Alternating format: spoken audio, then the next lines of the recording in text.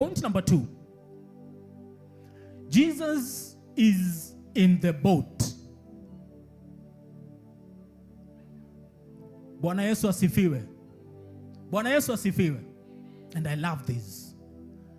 Kwamba katika mashua haya yetu ya maisha, katika mashua yetu ya kikazi, katika mashua yetu ya kifamilia, katika mashua yote ile ambayo uko ndani yake, na unahisi kwamba dhoruba ni kali, upepo ni mkali, mawimbi ni mazito, Yesu Kristo anatukumbusha kwamba yupo katika mashua.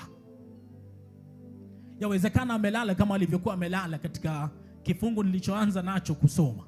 Yawezekana, lakini yupo katika mashua. That is enough for us. The fact kwamba ndio kuna upepo mkali, kuna mawimbi mazito, kuna dhoruba kali, lakini Yesu Kristo yupo katika mashua ambayo tuko ndani yake. Mathayo mtakatifu 28:20. Nipatia kuanzia 19. Matthew 28:19.